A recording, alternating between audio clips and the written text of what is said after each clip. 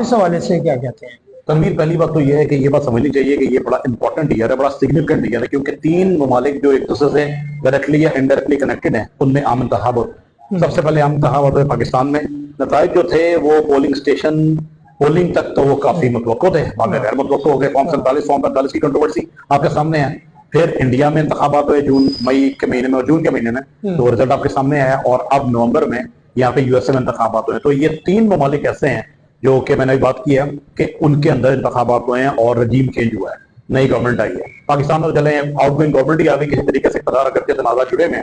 اب صورتحال یہ ہے کہ بہت سارے جو ہمارے پاکستان تحریک انصاف جو کہ یقیناً ایک بہت بڑا ایک ان کا ووٹ بینک موجود ہے اور انہوں نے ثابت بھی کیا الیکشن میں، اگرچہ میں پھر کہتا ہوں کہ وہ کم از کم اس طرح رزسٹ تو نہیں کر سکے کیونکہ سختی بہت زیادہ ہوئی ہے پچھلے سال مئی کے مہینے سے. لیکن یہ کہ وہ ایک فیڈریٹنگ یونٹ میں پاکستان کے اقتدار میں ہے، اور اس طرح ایک فیڈریٹنگ یونٹ میں پیپلز پارٹی اقتدار میں ہے اور ایک میں مسلم لیگ نواز بھی اقتدار میں، اور پاکستان کی حکومت آپ کے سامنے ہے، اور باقی مرکز میں تو حکومت جو ہے ویسے بھی کولیشن کی ہے. تو اب ٹرمپ کی بات ہوتی ہے تو ظاہر ریپبلکن پریزیڈنٹ اقتدار میں آئے ہیں، اور وہ پہلے ریپبلکن پریزیڈنٹ بھی نہیں ہے، اس سے پہلے ہم نے جارج بش کو بھی دیکھا ہے، وہ بھی، اور جارج بش اور ان کے والد یہ دونوں اقتدار میں آتے رہے ہیں. اب پاکستان میں عمران خان کا جو معاملہ ہے، کیونکہ پہلا سوال یہ پیدا ہوتا ہے کہ عمران خان کی مدد ٹرمپ کیوں کریں گے. تو دیکھیں، ٹرمپ پہ اگر واحد پریشر ہو سکتا ہے عمران خان کے حوالے سے تو وہ ان کے ووٹرز کا ہو سکتا ہے، کیونکہ بہت بڑی تعداد میں یو ایس اے میں اوورسیز جو پاکستانی ہیں انہوں نے ٹرمپ کو ووٹ دیا ہے، اور انہوں نے اس وعدے پہ بھی ووٹ دیا ہے کہ پاکستان کے لیے وہ لابی کریں گے. اس کی ریزن یہ ہے کہ پاکستان میں یو ایس اے یا جو فورن پاورز ہیں ان کا لابی کرنا کوئی بڑا کوئی اچنبے کی بات نہیں ہے. پہلے بھی ایسے ہوتا رہا ہے، یو ایس اے پاکستان میں ڈائریکٹ انفلوئنس کرتا رہا ہے. ایک مرتبہ ہنری کسنجر نے کہا تھا ذوالفقار بھٹو کو کہ we will make you an example, اور چند سال بعد ذوالفقار بھٹو صاحب کے ساتھ کیا ہوا بھٹو صاحب کے ساتھ آپ کے سامنے ہے. جب کلنٹن اقتدار میں تھے تو نواز شریف صاحب کو اپنا فرینڈ کہتے تھے، پھر انہوں نے خوب فرینڈشپ نبھائی، اور ہم دیکھا سال 2000 میں کس طریقے سے اٹک کے قلعے سے وہ جو دیکھتے ہیں کہ میاں نواز شریف صاحب کو اپنا دوست کہتے تھے، انہوں نے خوب دوستی نبھائی. اور دیکھا کہ سال 2000 میں جب میاں نواز شریف صاحب کو کتنے سال کی 20 سال کی قید بامشقت تھی، اس کو کنورٹ کیا گیا ایک پارٹنر ڈیل میں، اور ان کو جدہ لے گئے کیونکہ انہوں نے لابی کی اور سعودیز کو بھی کہا کہ مجھے اپنا دوست باہر چاہیے. تو ایسا ہوتا رہا. اب ٹرمپ کا جو معاملہ ہے، اب زلفی بخاری کا بھی ایک اسٹیٹمنٹ آیا جو کہ عمران خان صاحب کے بہت بڑے خاص ہیں. انہوں نے یہ کہا ہے کہ میں ٹرمپ سے بات کروں گا، ٹرمپ سے ہمارے تعلقات اچھے ہیں. مقصد کہنے کا یہ ہوتا ہے کہ وہ لابی کریں گے. اور جو اب یہ عمران خان صاحب کی جو اوورسیز ٹیم ہے، اب اس کا بھی کافی ٹیسٹ ہے.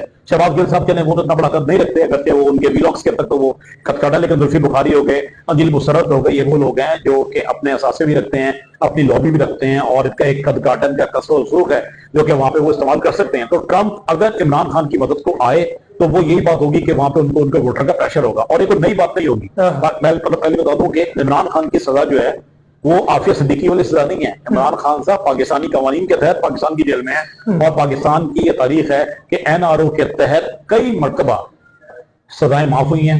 این آر او کے تحت کئی مرتبہ جو ہے لوگوں کو پارڈنز ملے ہیں، لوگوں کو معافیاں ملی ہیں، اور وہ ملک واپس آئے ہیں. تو پاکستان میں تو کوئی نئی بات نہیں ہوگی. تو عمران خان صاحب کی جو آزادی ہے وہ خارج از امکان نہیں ہے. میں یہ نہیں کہہ رہا کہ وہ کل آ گئے پرسوں آ گئے، ٹائم لگے گا، لیکن وہ ٹرمپ کے آنے کے بعد خارج از امکان نہیں ہے. اچھا جی، یہ جس طرح فیضان نے تفصیلاً بتایا کہ امریکی جو الیکشن ہوئے ہیں وہاں پہ بہت بڑی تعداد میں پاکستانی بھی موجود ہیں، اور پاکستانیوں نے، اور یہ کہا بھی جا رہا ہے کہ امریکہ یا یورپ کے دیگر ممالک میں پی ٹی آئی کے فالووروں بہت بڑی تعداد میں فالوور موجود ہیں. اسی طرح امریکہ کے اندر بھی یہ کوئی مستند بات نہیں ہے، یہ ریکارڈ کے مطابق میں کہہ رہا ہوں کہ 90% وہاں پہ عمران خان کے حامیوں کی تعداد موجود ہے.